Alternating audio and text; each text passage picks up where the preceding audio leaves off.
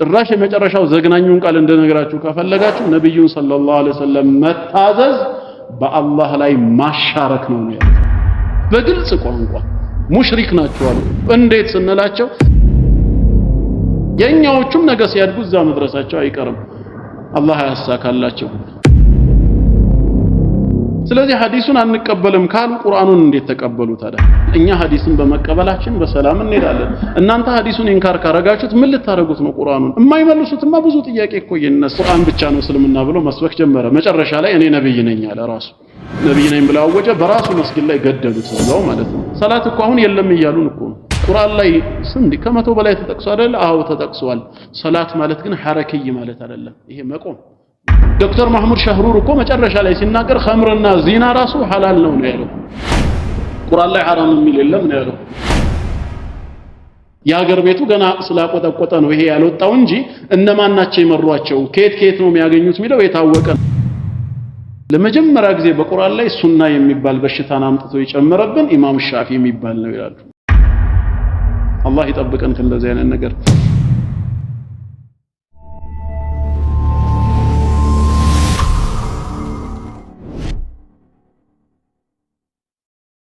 እሺ ቁርአንን እንዴት ተቀበሉት ታዲያ? አሁን እኮ ለነዚህ ሰዎች ከሐዲስ ማስረጃ እዚህ ብሎ ሩቅ ቦታ ከመሄድ ቁርአንን እንዴት እንደተቀበሉት ንገሩን ቢባሉ በምን መልኩ ነው እሺ የሚነግሩን?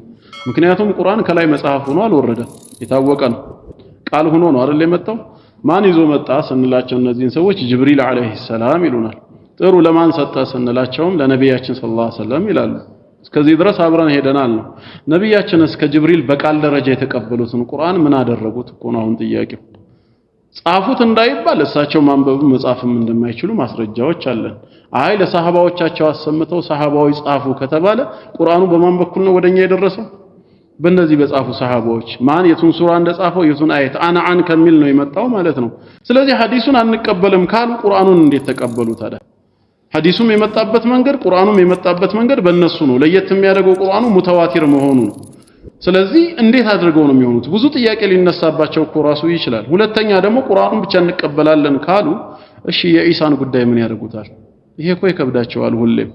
ወኢዝ ቃለ ዒሳ ብኑ መርየም ያ በኒ እስራኤል ኢኒ ረሱሉላሂ ኢለይኩም ሙሰዲቀን ሊማ በይነ የደየ ሚነ ተውራህ ወሙበሽረን ቢረሱሊን ያእቲ ሚን ባዕድ እስሙሁ አሕመድ። ማን ነው አሕመድ? ኢሳ እንግዲህ አንድ ረሱል ከኔ በኋላ ይመጣል ተከተሉት እመኑበት ብለዋል። በአንድ ረሱል መካድ በሁሉም እንደ መካድ ነው አይደለም? ማን ነው የሚመጣው ብለን ስንጠይቀው አህመድ ነው አለን። ማን ነው አህመድ? ማን ነው አህመድ ነው? ነብይ መሐመድ ሰለላሁ ዐለይሂ ወሰለም ናቸው ካለንኛ ምን ማስረጃ አለን እሳቸው ለመሆናቸው? እሳቸው ሙሐመድ እንጂ አህመድ አይደሉማ። ቁርአን ወማ ካነ ሙሐመዱን አባ አሐድ ሚን ሪጃሊኩም ሊል ነው። ቁርአኒዝም ከሆነ ያ ሰው ከቁርአን ውጭ ሌላ አልቀበልም ካለ ኢሳ ብስራት ያደረገው ከኔ በኋላ ይመጣል ያለው አህመድ ማን ነው በለው። እሳቸው ናቸው ይላል። አሁን እሳቸው ለመሆናቸው ምንድነው ደሊሉ? በሙሐመድ ነው እኛ የምናውቃቸው። ቁርአንም 4 ቦታ ሙሐመድ በሚለው ስም ነው የጠራው። እዚህ ጋር አህመድ ያለው ምን ማስረጃ አለው? ከየትም ሊያመጣ አይችልም። ስለዚህ በአህመድ ረሱልነት ሊክድ ነው ማለት ነው። አምኛለሁ ካለ ደግሞ እንዴት ሊሆን ነው? እኛ ጋር ሲመጣስ እኛ ጋር ሁለት መልስ አለን። የመጀመሪያው መልሳችን ሰሂህ ሙስሊም ላይ ነብያችን ሰለላሁ ዐለይሂ ወሰለም ኢነ ሊ አስማኡን አና ሙሐመዱን ወአና አህመዱን ብለዋል። አህመድም እኔ ነኝ ብለዋል።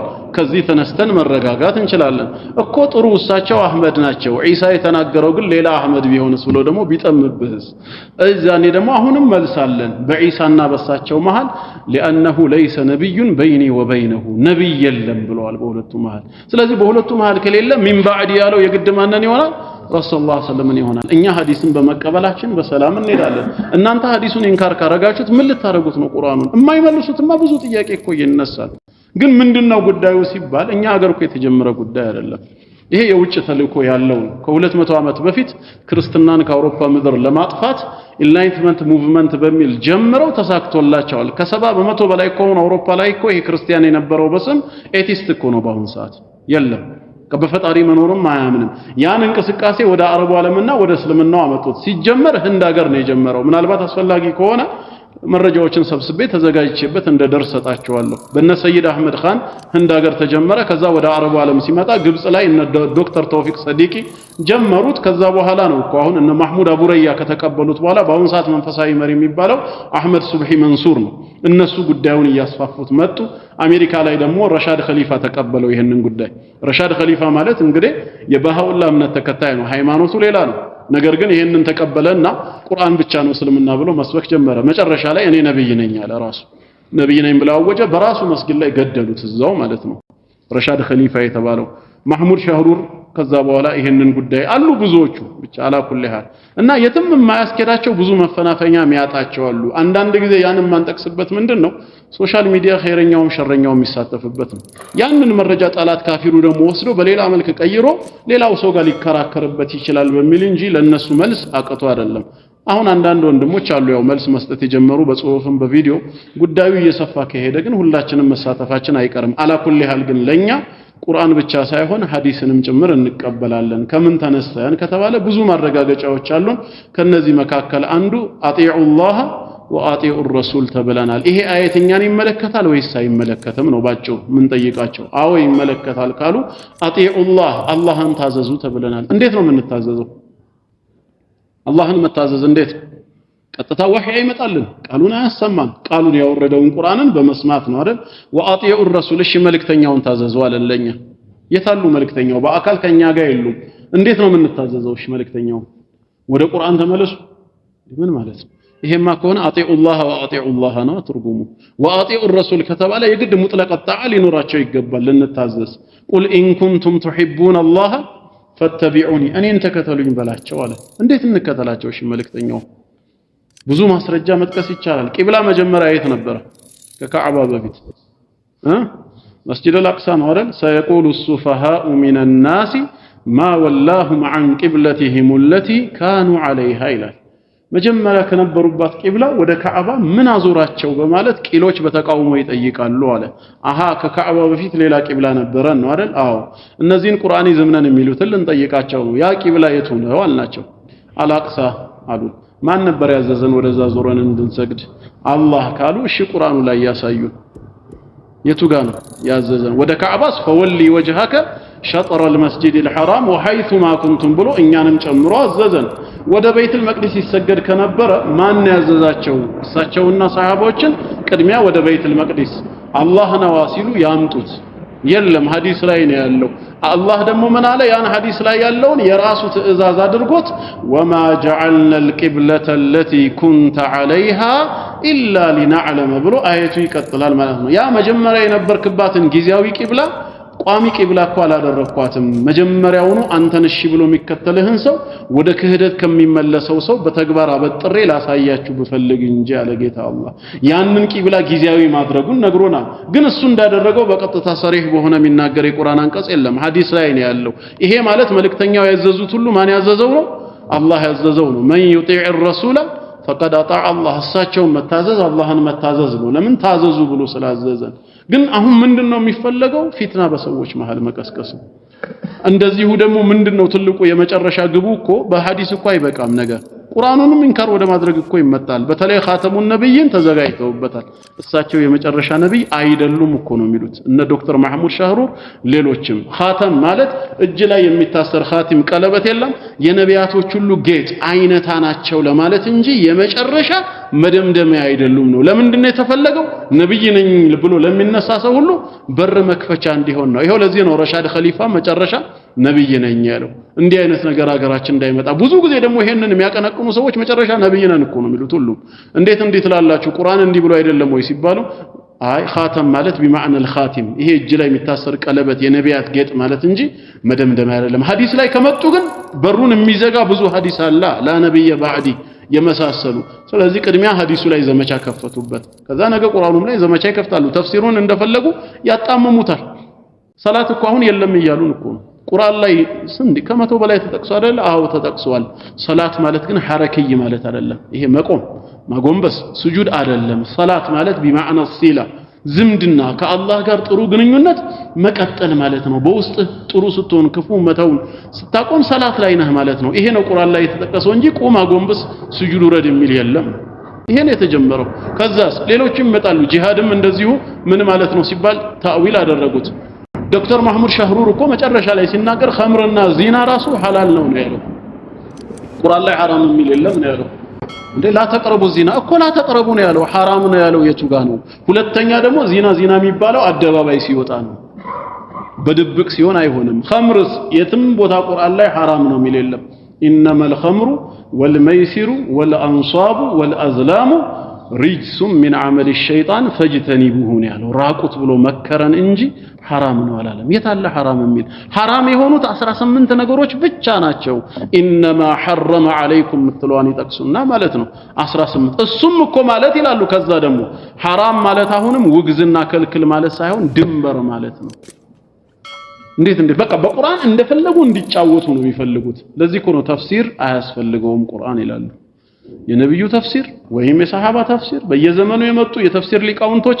አያስፈልገውም ነው ታዲያ ለምን የቁርአን ትምህርት የተከፍታችሁ ተፈስራላችሁ አያስፈልገውማ እናንተ ማን ናችሁ አሁን እኮ ከነብያችን ሰለላሁ ዐለይሂ ወሰለም እኛም በልጣለን እኮ ነው ሊሳኑል ሐል ባንድ በኩል ለምን የሳቸው ሙሂማ ግዳጁ በላግ መልእክት ማድረስ ነው እኛ ግን እናደርሳለን እንፈስራለን ሁሉ ይያሉ ነው ከሳቸው የበለጠ ሚናን እየተጫወቱ ነው አላህ ይጠብቀን ከእንደዚህ አይነት ነገር ሲታይ በራሱ የሚፈረካከስ ነው የውጮቹም አልተሳካላቸውም ግን የተወሰነ ጊዜ ሹባሃ መጣላቸው አይቀርም ዑለማዎቻችንም ዝም ስላሉ ነው መልስ ስላልሰጡ ነው እንጂ ጉዳዩ አደባባይ መውጣት ካለበትማ የተዘጋጁ መልሶች እኮ አሉ ግን አንዳንድ ጊዜ መስላሃና መፍሰዳ ግምት ውስጥ ገብቶ ከኋላ ምን ያስከተላል ልክ አህባሹ ሆም ብሎ እንዲህ ብሎ ሲናገር ካፊሪያችን ያመጣና ሙስሊሙ ጋር መጥቶ ለውይይት እንደሚያቀርብበት ይሄንን መስአላ ለሌላ ጉዳይ ሙስሊሙን በሚጎዳ ነገር እንዳይጠቀሙበት በማለት ዝምታ ተመርጦ እንጂ ለነሱ መልስ ጠፍቶ አይደለም ቢያንስ አንድ ሰው አእምሮ ያለው ሰው ነብያችን ሰለላሁ ዐለይሂ ወሰለም ነብይ ሆነው ከተላኩ በኋላ እስካሁን 1400 ዓመት አልፈጀም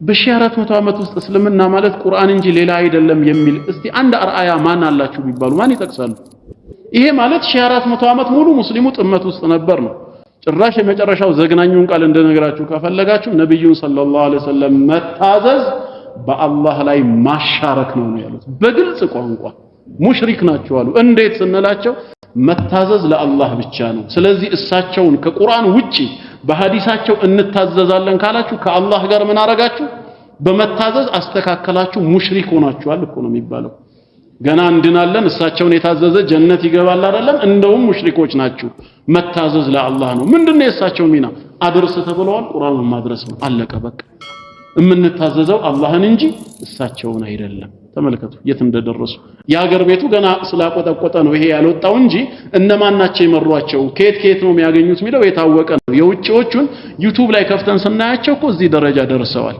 ጣዖት አምላኪ እኮ ነው የሚሉት ሙስሊሙን ሱንዩን አለም ለምን ሲባሉ ከቁርአን ውጪ ሱና የሚባል ተውፊት የሚያመልኩ ይላሉ እዚህ ደረጃ ደርሰዋል የኛዎቹም ነገ ሲያድጉ እዛ መድረሳቸው አይቀርም አላህ ያሳካላቸው ስለዚህ የመጣው በላ በጣም አስፈሪ ነው ምንድነው መፍትሄው ሲባል ወደ ዒልም መቅረብ ብቻ ነው ዑለማዎች ጋር ተጋብሎ መማር መጠየቅ ተረጋግቶ ይሄ ጉዳይ ምንድነው የሚለውን ማጥናት ነው የሚያስፈልገው በ1400 ዓመት ያልታየ ነገር ዛሬ ይዘው ሲመጡ እስቲ አርአያ ጥቀሱ እኮ ቢባሉ አንድ አሊም እኮ አይጠቅሱም እኛ እኮ ብዙ አለን ከአራቱ መዛሂብ ዑለማዎች አንስቶ በየዘመናቱ እኮ በፊርቃ ደረጃ አንቱ ብለን ስም የምንጠራቸው አሊሞች አቂዳ የመናጅ አሉን በዚህ መስመር ላይ ያለ እስኪ እናንተ ማንን ትጠራላችሁ ቢባሉ ማንን ይላሉ የላቸውም ወደ ኋላ ተመልሰው ከሳቸው ጀምሮ እከሌ አርአያችን ነው እስልምና ማለት ቁርአን እንጂ ሌላ ምንም የለውም በማለት እንደዚህ አይነት አኢማዎች አሉ ብለው ወደ ኋላ ማጋ ይመለሱ ማንንም ጋር ሊመለሱ አይችሉም ለምንድን ነው ማይከብዳቸው ከአንዱ ጋር ሲገናኝ ይሄን ጥያቄ ነው ያነሳሁት አንተ ዛሬ እስልምና ቁርአን ብቻ ነው ሐዲስ አያስፈልግም ስትል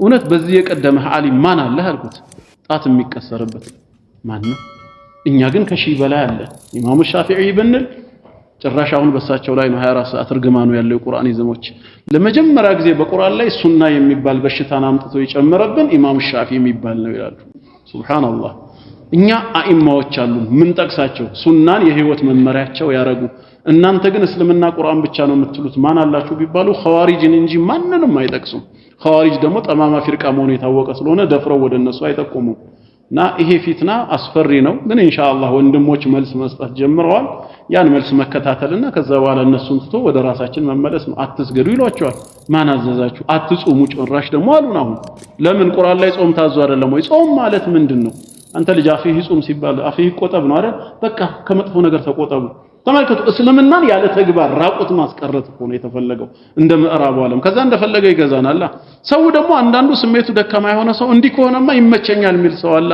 መጀመሪያ የሚሰለቸው አለ እያንዳንዱ ተግባር ሐጅ ማለት እንዲህ ነው ዘካ ማለት እንዲህ ነው ብለው ከትክክለኛ ትርጉሙ አውጥተው እንደፈለጉ ይጫወቱበታል ለዚህ ነው ሐዲስንና ተፍሲርን ቅድሚያ መዋጋት ያስፈልጋቸው አያስፈልገንም አሉ እነ ኢብኑ ከሲር ያ ሁሉ ህይወታቸውን የፈጁት እነ ኢማሙ ነወዊ በቃ ዝም ብለው ነበር ማለት ነው ዛሬ ከኋላ መተው አላህ ይጠብቀን።